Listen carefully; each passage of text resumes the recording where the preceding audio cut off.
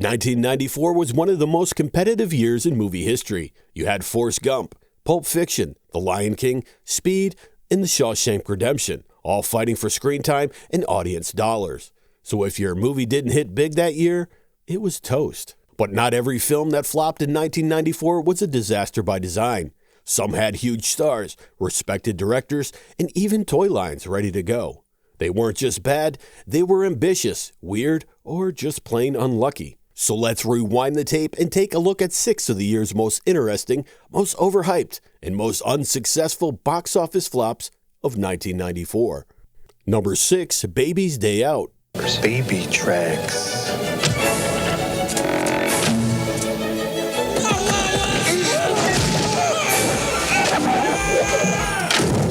In the early 90s, if you needed a surefire family comedy, you called John Hughes. The man behind Home Alone, Uncle Buck, and Ferris Bueller's Day Off could seemingly do nothing wrong. But then came Baby's Day Out, a slapstick caper about a wealthy baby who's kidnapped and then accidentally escapes, leading his 3 bumbling captors on a citywide chase. Think Home Alone, but instead of traps, it's a baby crawling through construction sites, gorilla enclosures, and busy traffic. Somehow always one step ahead of 3 adult criminals. Critics were baffled. The film relied entirely on physical comedy and implausible gags. It was clearly aimed at a very young audience, but even parents were left shaking their heads. With a budget reportedly around $48 million, it only earned $16.7 million in the U.S. While it did better overseas, especially in markets like India, it was still seen as a major flop in the States. Strangely, though, the movie found cult status years later on home video and cable. But in theaters, Baby's Day Out was more of a crawl than a sprint, one that never quite made it to the finish line. Number 5, The Shadow. Hey, how will you know where I am? I'll know.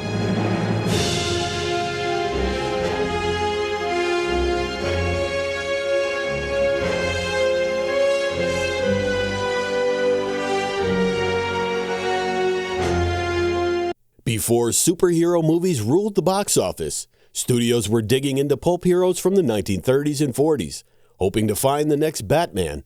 Universal bet big on The Shadow, a mysterious vigilante who could cloud men's minds and vanish into thin air. They had the ingredients, a decent budget, stylish production design, and Alec Baldwin at the height of his smolder. The studio even prepped toys, a tie-in video game, and plans for a sequel. It was meant to launch a new franchise. But instead, The Shadow became a cautionary tale. The tone wavered between brooding noir and goofy comic book camp. The effects were cool for the time, but the plot was just messy, and Baldwin's take on the character felt awkward. How did you know who I am?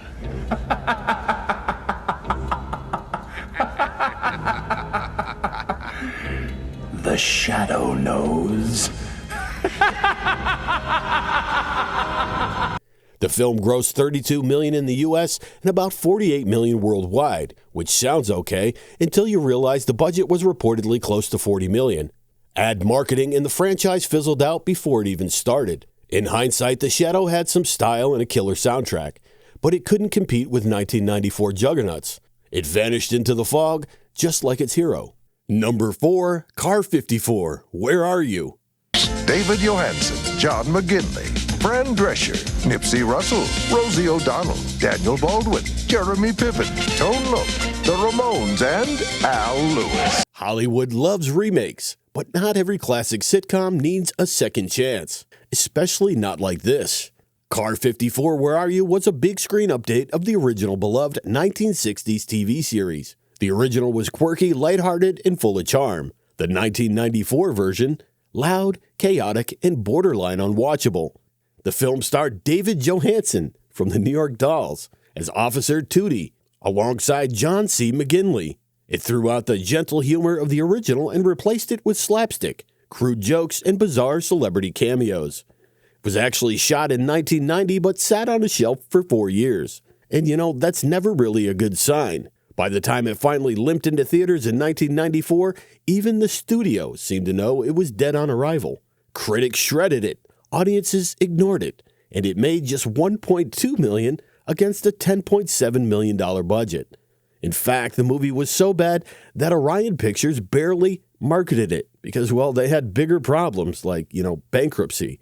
Today, it's remembered mostly by bad movie aficionados and people who accidentally rented it from Blockbuster in the 90s. Not running away from my duty.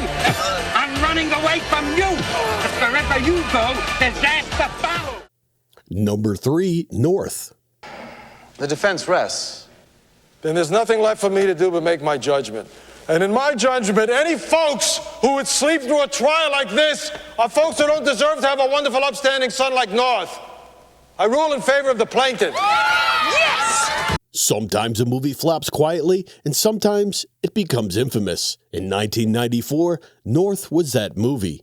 Directed by Rob Reiner, North seemed like a sure thing. It starred a young Elijah Wood as an overachieving kid who decides to divorce his inattentive parents and travel the world auditioning new ones. It's a globe-trotting fantasy comedy with big names like Bruce Willis, Dan Aykroyd, Kathy Bates, Julia Louis-Dreyfus, John Ritter, and even Reba McEntire. We had a son who was trampled by a ton of longhorns, but you're here cutes to fill his boots as flat as they may be. You'll yell yippee-i-o at the rodeo till the day's done. Then you'll make a lot of pals with buffalo gals. Just leave some for me. Hey there! But from the opening narration to the final scene, nothing about this movie feels right. The jokes are painfully forced, the tone is bizarre, and the cultural stereotypes were ridiculous. Critics were savage. Roger Ebert didn't just dislike it, he nuked it, writing, "I hated this movie. Hated this movie." And that quote alone gave North eternal infamy. With a hefty $40 million budget, North only earned around $12 million worldwide. It wasn't just a flop, it was a full-blown embarrassment. Reiner's career took years to recover. Elijah Wood thankfully had The Lord of the Rings on the horizon. The movie isn't horrible in my opinion, and it's worth a watch, even just to see what actors will pop up next. North is still used as shorthand for a Hollywood disaster, a film that had everything going for it, except a clue.